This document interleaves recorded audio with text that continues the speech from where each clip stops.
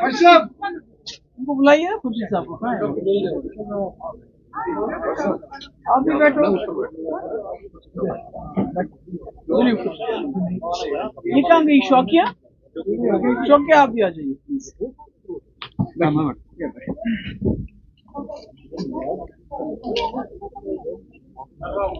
चलिए शुरू करें।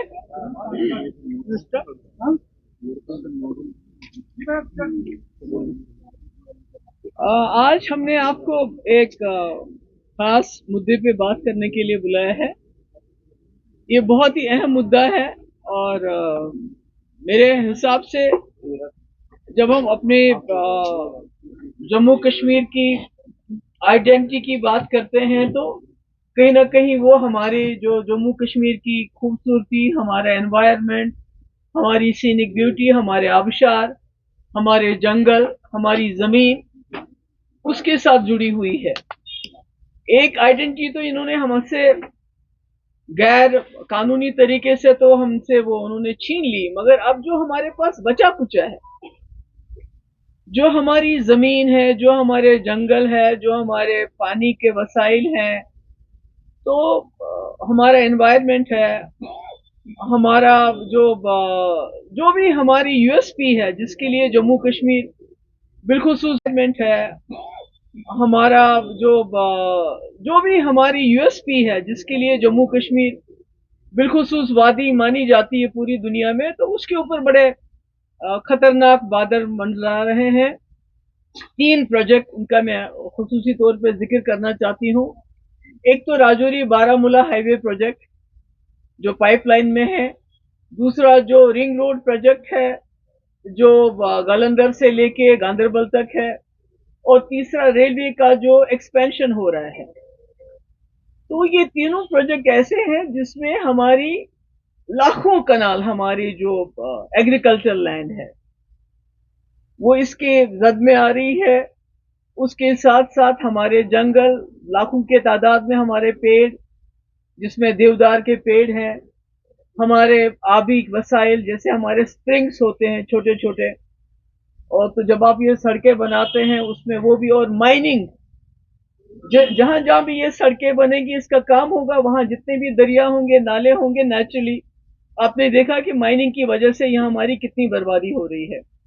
माइनिंग करते हैं उससे ये होता है कि पानी की लेवल नीचे जा रही है दिन ब दिन। जो हमारे बागात हैं, हमारे ऑर्चर्ड्स हैं, हमारे फार्म्स हैं, उसमें आबपाशी के लिए पानी भी नहीं होता है।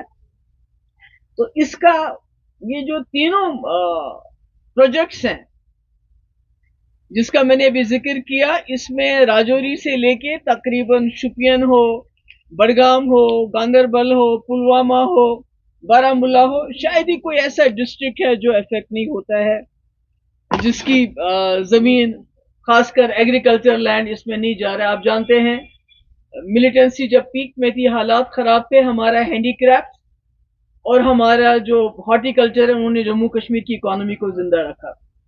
तो मुझे कहीं ना कहीं शक होता है कि कहीं जो हमारे साथ जो तबाही होगी जम्मू कश्मीर की, उससे भी शायद कहीं दिल नहीं भरा है। तो अब जो हमारे पास बचा कुचा सरमाया है उसके पीछे भी लगे हैं। आपकी डबलिंग जो बारामूला बानिहाल रेलवे लाइन का करना चाहते हैं, बारामूला उड़ी, सोपोर, कुपवारा, अवंतीपोरा, शुपियन, अनंतनाग, बिजबिहारा, पहलगाम। इमेजिन कर लीजिए पहलगाम जो हमारी टूरिस्ट जगह है, वहां भी रेल को लेना चाहते हैं, और वहां भी कई गांव ऐसे हैं जिनके पास जो जमीन है सारी इसके अंदर आ रही है। तो कहने का मेरा मकसद है कि आपको मालूम है कि उत्तराखंड में क्या हुआ, आपको मालूम है हिमाचल में क्या हुआ, आपको मालूम है जोशी मठ में क्या हुआ, क्योंकि वहां भी इसी तरह से बिना सोचे समझे, मुझे लगता है ये ठेकेदारी की बात है कि आपको ऑलरेडी आपकी एक सड़क है, मुगल रोड है आपका, उसमें टनल बनाइए। दूसरा पैरेलल रोड बनाने की क्या जरूरत है? अगर कहीं कनेक्टिविटी नहीं है उन जगहों को कनेक्ट कीजिए, मगर दूसरा रोड बनाने की क्या जरूरत है? रिंग रोड की बात कीजिए आप, तो 500 मीटर दोनों तरफ से लोगों से कहा गया है कि कोई कंस्ट्रक्शन नहीं होगी। कंपनसेशन भी मूंगफली के दाम दिए गए। कहते हैं कि जब कोई कानून यहाँ लाना होता है, जिसमें आपको पता है नीट, जिसमें 50% बाहर सीटें जाती, इसी तरह से कई कानून जिससे हमारे नौजवानों का गला काट दिया गया है, उसमें वो कानून लगते हैं जो 370 खत्म करने के बाद हैं। मगर जब जमीन में मुआवजा देना पड़ा रिंग रोड के लिए, तो उसमें पुराने कानून चलाए गए जिसमें बहुत कम उनको मुआवजा मिला। ऊपर से टाउनशिप की बात हो रही है। मुझे याद है, आज तो सरकार है उमर साहब की, तो हम तो उनसे ये गुजारिश करना चाहते हैं कि आपसे हम बड़े कामों के बारे में नहीं कहेंगे। 370 की बात हम आपसे नहीं कहेंगे, क्योंकि हमें लगता है कि 50 सीटें होने के बावजूद, 3 मेंबर पार्लियामेंट होने के बावजूद आप में वो शायद जरूरत नहीं है, पहले भी नहीं थी, आज भी नहीं है। मगर कम से कम जो आप बचा सकते हैं, ये हाउसिंग अर्बन डेवलपमेंट का है, प्रोजेक्ट है, ये आपके पास है डिपार्टमेंट।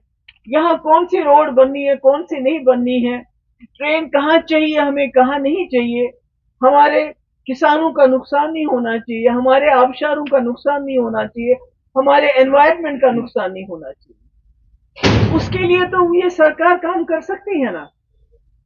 तो टाउनशिप की बात है, इस टाउनशिप जो बन रहे हैं, हमारे लोगों को इजाजत नहीं है, आधा किलोमीटर तक वो कोई कंस्ट्रक्शन नहीं कर सकते। आपने उनकी जमीनें ले ली, कोई दुकान बनाता, कोई होटल बनाता, उसको वो इजाजत नहीं है। मगर आप 30 टाउनशिप, एक्सेलसियर के मुताबिक 30 टाउनशिप, जिसमें 1,20,000 कनाल जमीन चाहिए आपको। मुझे याद है एग्रीकल्चर लैंड 2016 में जब सरकार थी पीडीपी और बीजेपी की, तो उमर साहब ने एक स्टेटमेंट दिया था, 7 मई को एक दिया था और उसके बाद 9 मई को उस पर एक ट्वीट किया था कि भाई यहाँ जो है महबूबा मुफ्ती कोई टाउनशिप बना रही है, कोई रिटायर्ड फौजियों के लिए कोई सैनिक कॉलोनी बनाई रही है, जबकि ऐसा कभी कुछ हुआ ही नहीं हमारे वक्त में। मैं बोलती रही और वो चिल्लाते रहे, नहीं नहीं बन रहा है। आज बन रहा है सैटेलाइट टाउनशिप। हम जानना चाहते हैं उमर साहब से, हालांकि उनके एक एडवाइजर ने तो बयान दिया कि यहाँ के लोगों के लिए बन रही है, मगर हमें बताइए कौन से यहाँ के लोग जिनके लिए 30 टाउनशिप्स बन रहे हैं, और इसका इम्पैक्ट क्या है हमारे एग्रीकल्चर लैंड पे। अगर आपने टाउनशिप्स बनाने हैं तो आप गांव को अपग्रेड कर लीजिए, वहां सहूलियतें दे दीजिए टाउन की। तो आप ये जो सारा हमारा एनवायरनमेंट, हमारा एग्रीकल्चर लैंड, हमारे पास जम्मू कश्मीर के पास अब बचा क्या है। पानी ऑलरेडी पूरे मुल्क और पाकिस्तान के बीच में बांटा जा रहा है। हमारे पास आज देखते हैं हमारे अंदर बिजली नहीं है, हम यहाँ बैठे हुए हैं इस वक्त क्योंकि बिजली नहीं है। तो मैं तो उन बातों में नहीं जाऊंगी कि उन्होंने क्या कहा था इलेक्शन से पहले, मगर मैं ये जरूर कहना चाहूंगी, उमर साहब से मेरी दरखास्त है, ये आपके हाथ में है। जो आपके हाथ में नहीं है उसको हासिल करने में टाइम लगेगा, उसमें हम मिलजुल के काम करेंगे। मगर जो आज आपके हाथ में है, ये जो हमारे एनवायरनमेंट, हमारे जम्मू कश्मीर की सरजमीन के साथ जो बर्बादी हो रही है, जो तबाही हो रही है, जो हमारे किसान इस वक्त बात भी नहीं कर पाते हैं, डर है उनको, बात करेंगे तो जेल में डाल देंगे, क्योंकि सोचा था यहाँ सरकार बनेगी तो लोगों का खौफ कम हो जाएगा, वो तो कम नहीं हो रहा है। तो इसलिए मेरी गुजारिश है आज की सरकार से, नहीं बन रहा है, आज बन रहा है सैटेलाइट टाउनशिप। हम जानना चाहते हैं उमर साहब से, हालांकि उनके एक एडवाइजर ने तो बयान दिया कि यहाँ के लोगों के लिए बन रही है, मगर हमें बताइए कौन से यहाँ के लोग जिनके लिए 30 टाउनशिप्स बन रहे हैं, और इसका इम्पैक्ट क्या है हमारे एग्रीकल्चर लैंड पे।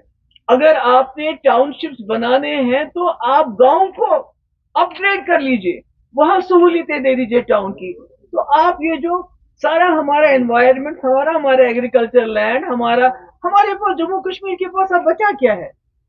पानी ऑलरेडी पूरे मुल्क और पाकिस्तान के बीच में बांटा जा रहा है। हमारे पास आज देखते हैं हमारे अंदर बिजली नहीं है, हम यहाँ बैठे हुए हैं इस वक्त क्योंकि बिजली नहीं है।